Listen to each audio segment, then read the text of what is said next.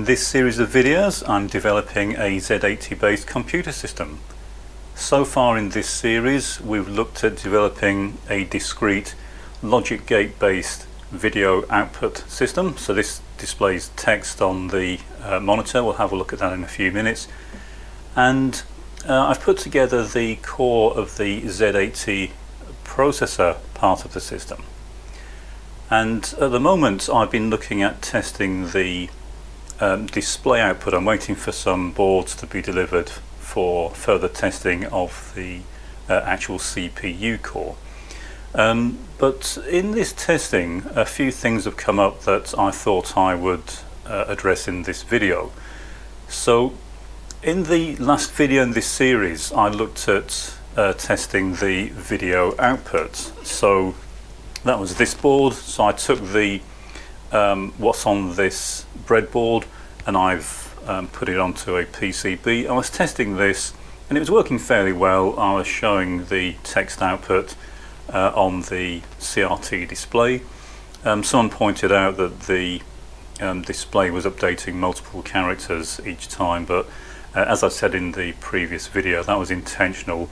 There's some jumpers on this that allow me to update more than one address at once, because I was writing to it manually, and there's nearly 2,000 addresses. I didn't want to have to do each address manually by hand, so I linked together 3 of the address lines, so it was duplicating blocks of, effectively duplicating blocks of RAM. And this was working okay, but I had an issue with it when I started doing some more meaningful tests. Now, as you can see here, I've got it hooked up to this. This is just a PIC microcontroller, because I don't have the CPU for the design working yet. So to write data into the video RAM, I have to do it manually. So I put this together, and this is just a simple PIC microcontroller that allows me to send data to the video output. I'll demonstrate this in a future video, but what I found was that the display was fairly cramped up. When you design something like this, you design it the way that you want it, and in my case I have a fairly specific set of requirements. So I'll be mostly using this for writing test code and that sort of thing, and experimenting, which means that most of the lines I write are text lines will be fairly short.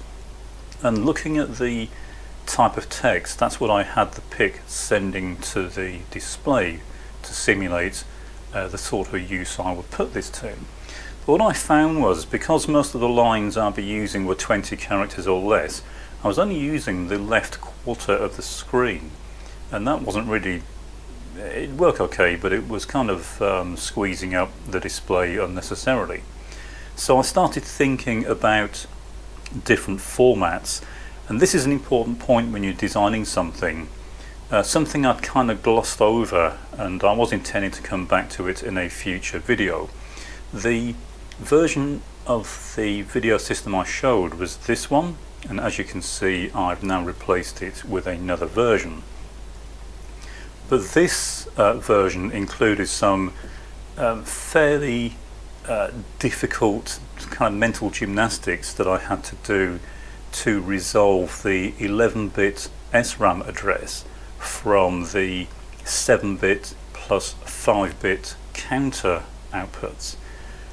Because we were using 80 characters, 80 doesn't fit cleanly into a binary system, of course. It's not a multiple of 2. So it's not as simple as it might sound. It's very easy to do mathematically, but to do that on a logic-based design is actually quite tricky. It took a couple of 5-bit adders and some multiplexers to combine those two, and even then you get a fairly weird usage of the SRAM. Now, it doesn't really matter where you store the individual bits within the SRAM, as long as you always use the same location when giving the same bit inputs. But even so, it was adding some components, and also I wasn't happy with the 80 by 24 row display. So I broke out the word processor and I started making some some guesses as to what might improve this. So what I've got here is the top row is what we started with. It's 80 characters, and these are in a very similar kind of scale to what was on the display. So we've got 80 characters along the top, and then the bottom one is actually 64 characters, and this is what I ended up with after going through several different permutations. And the reason for this is because if we look at the various layouts, then we start with this. This is what we had, and it's 80 by 24. You can see it's kind of squidged down and stretched out, and on the monitor you kind of increase the height, but it makes the characters look artificially stretched vertically, and it wasn't a very pleasing appearance. And also, as I said, I was just using this portion of the display, and the rest was mostly remaining blank, which wasn't very good use of the display real estate.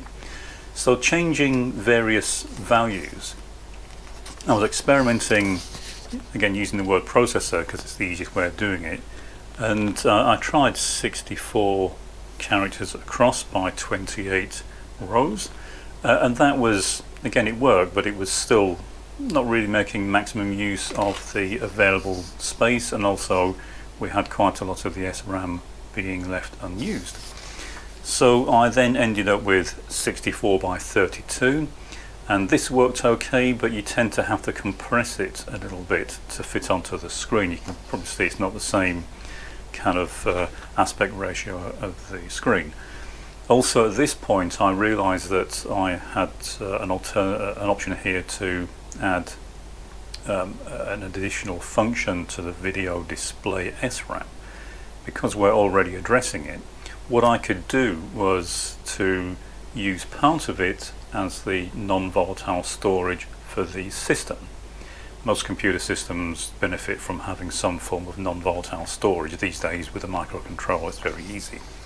But because we're trying to design this as we would back in the 80s, back then we used battery-backed RAM, and the type of SRAM that we're using for this is ideally suited. It does have a low power standby mode, and it will last about 10 years on a fairly small battery. So I could double this up and make use of the SRAM for not only the video output but also the non-volatile storage.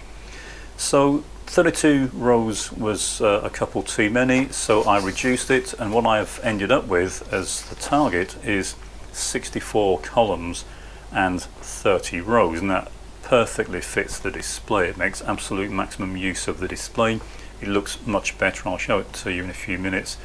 But also we end up with 128 bytes of the SRAM that we can use for non-volatile storage.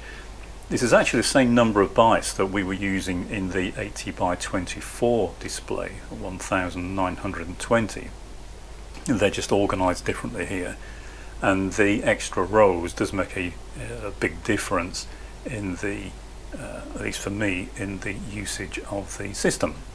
I tend to prefer having a few more rows rather than having limited rows and very wide columns that I'm never going to use. And as I say, we also now have the ability to store data in a non-volatile form, as long as when we design the circuits we don't accidentally write to the non-volatile area unless we want to.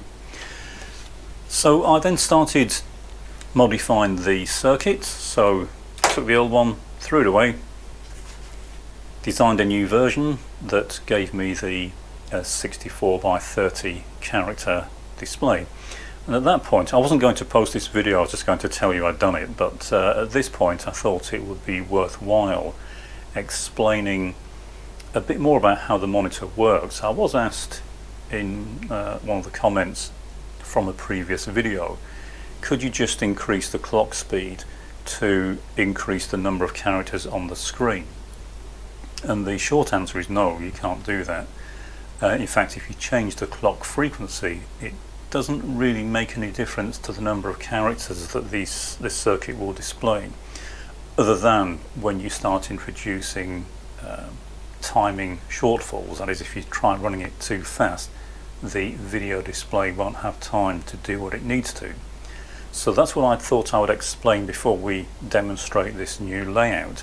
I'll just quickly go over how the monitor works. So if you haven't designed a system around one of these monitors, then you might find this interesting. If you've designed this sort of thing before, you might want to skip the next part, but some people might find it interesting. So you probably already know that the CRT display works by scanning an electron beam across the face of the tube. It then rapidly moves it back, scans it back across, and when it moves from left to right, it goes at a relatively slow and constant rate, and then it rapidly goes back, starts the next row, and it just keeps repeating that. So it has two drive circuits. One drives the beam across the screen horizontally, and the other one drives the beam vertically down the face of the tube. And they run at very different speeds. So for example, the horizontal might be running at 16,000 cycles per second, and the vertical might be running at 50 cycles per second. And the result of that is this zigzag pattern that we see. The thing to bear in mind here is that the speeds are constant. So when the beam's moving, it's moving at a fixed speed while it's going across the display portion that we want to see. It then rapidly moves back, and when I say rapidly, it still takes an appreciable amount of time to move back, but it's constantly moving. It doesn't move back and then down, it's moving constantly down and across and back. So in effect, it's actually displaying like this. Most of the vertical motion is during the portion when we're displaying, and because the retrace is so much faster, it doesn't move down quite as far. But the coils on the neck of the tube are rotated to make it look like these are horizontal. Now we can't change the speed at which the beam moves across the face of the tube, at least not directly. But we can change the number of cycles per second. Now that might sound like a contradictory statement, that we can't change the speed but we can change the rate. But if you bear with me, I'll try to explain the way this works. So when the beam is moving across the face of the tube, what we can do is determine the point at which it is sent back to start the next line.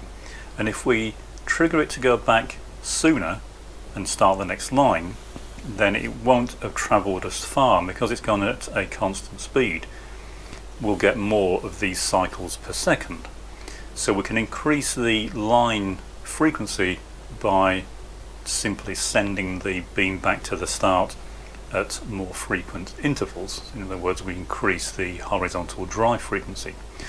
Now of course it might seem here like we're not going to end up with the image filling the screen if we, for example, trigger the retrace when the beam is 3/4 of the way across the screen.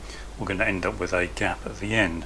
What we can do is, as a width control on the control board of the monitor, we can increase the width to bring this back out to full width. So the time taken is the same as it would be for 3/4 of a scan line, but the beam is then expanded to fill the entire screen. So the two work hand in hand, but once you've set the width, you have to stick to the same scan frequencies.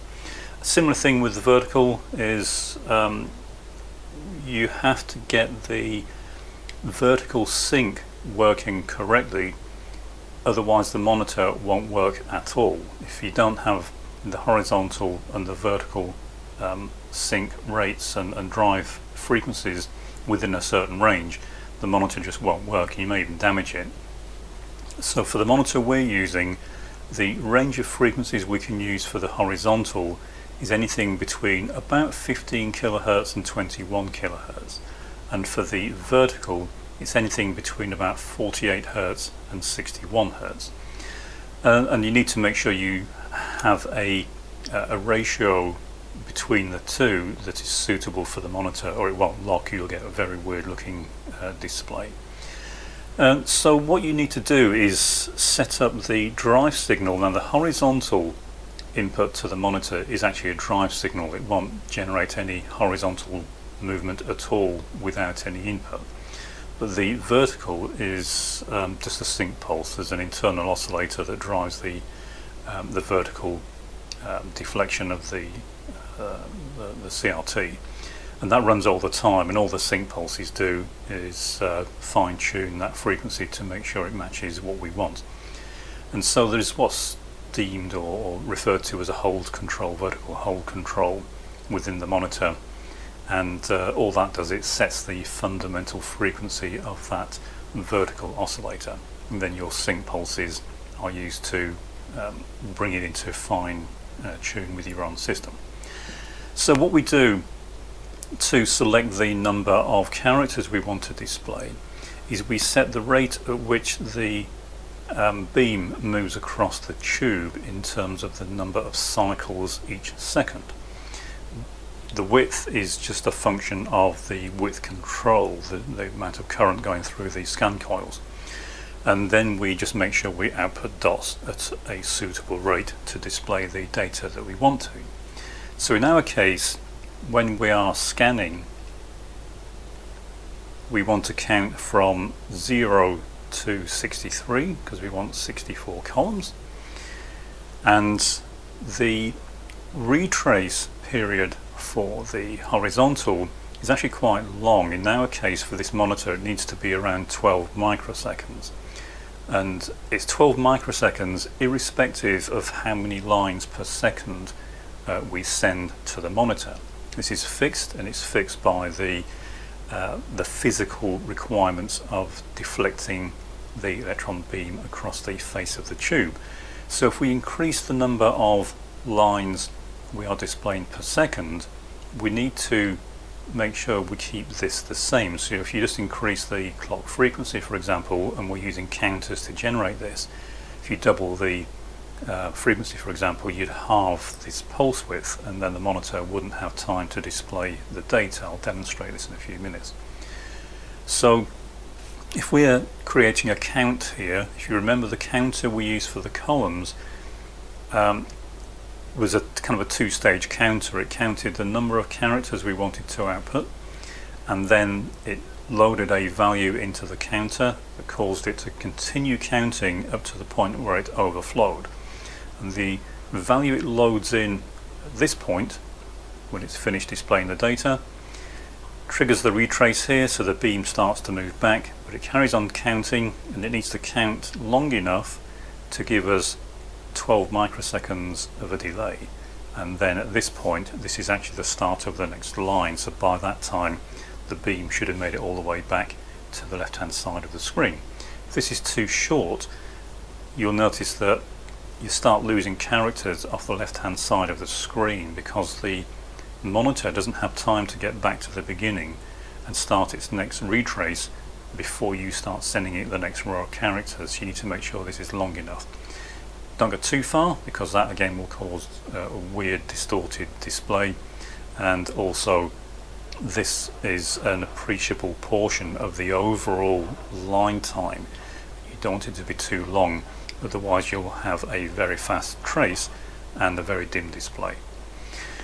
Okay, so that's what we need to do. We've got to set up the counters so that they give the correct values.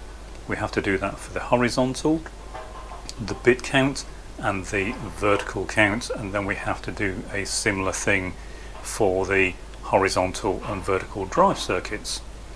Excuse the noise if you can hear it outside. We've got some building work going on. Okay, so once we've got the circuits sorted out to do this, we can start putting it all together and experimenting to see if it will actually work. So I'll move the camera across so you can see the display, and we'll demonstrate the new format of output that we're using. So as you can see, the format of the display is now much better than it was. It's properly filling the screen, and it's also not requiring us to stretch or distort the characters either horizontally or vertically. And of course we're getting the extra line count that makes this far more useful, at least for me, format. And I think this looks a lot better than it did before. It's giving us maximum use of this display, and it's also much clearer. Again, it might sound fairly counterintuitive, but increasing the line rate like this has allowed me to reduce the fundamental dot clock frequency. We were at 10.8 megahertz, It's now down to 10, and that gives us slightly longer for each pixel, so it tends to make it slightly clearer. Now I mentioned that if we try just simply increasing the clock rate that it wouldn't change the number of characters on the screen, so I'll try doing that now. I'll reduce it first, so it's currently at 10, I'll start reducing it. You will see the display start to stretch because the time at which it triggers the retrace is obviously going to be moving across. It's going to be taking longer to scan the screen, so it's got more time and therefore it will move further. So I'll start reducing this, but notice that the number of characters is not changing. We're now down at 9 megahertz and we've still got the same number of characters. However, you'll notice at the bottom we're starting to get compression of the bottom line, and that's because it's taking so long for each line to be displayed that the vertical sync is now at the wrong time. It's taking too long to get down to the bottom of the screen, so it doesn't have long enough to complete displaying the last line. And so this is again one of the things you have to take into account, that the vertical and horizontal all work together. I'm just going to turn this light off to try and cut down on the flickering a bit. Didn't do too much, but hopefully you can see it a bit more clearly. I'll start increasing the frequency again, and you should see the bottom line start to expand. And that's because each line, when I say line, I'm talking about scan line, not row of characters. Each line is completing more quickly, and so by the time we get to the bottom, there is more time for the vertical retrace because it's got down to the bottom more quickly, because it's completed each line more quickly.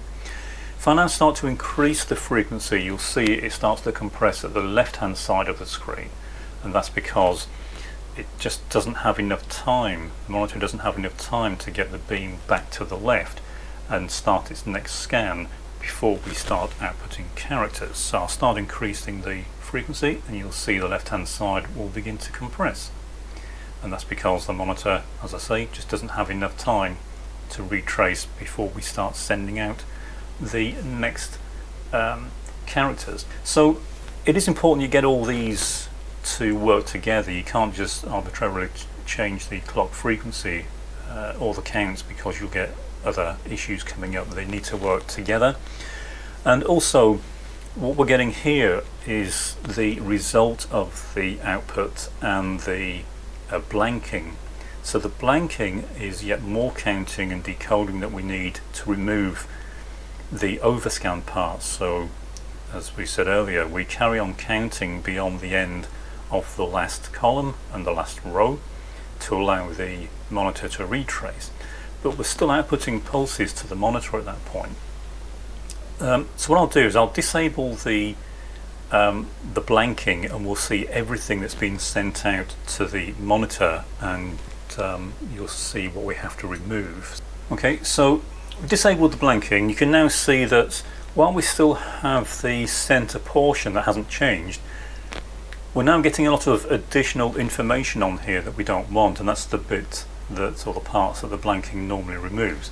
To make it even clearer, what I will do is I will reverse the blanking so that it's working backwards, and so that the only parts we are displaying are the bits that we normally blank out. So if I do that now, so as you can see, there's a lot of information here that we would normally blank out, and it's here because the beam is moving all the time, irrespective of what our counters and timers are doing, and that's why we need the blanking circuits to remove this. So the blanking circuit just removes what we're currently looking at. So if I reinstate correct blanking, so I've now got it set so that it's removing the parts we were just looking at, and it's now leaving the bit we actually want. So there's quite a lot involved in getting these systems to work, and you can't just start making random changes to clock frequencies and counts. They need to all be worked out to work together.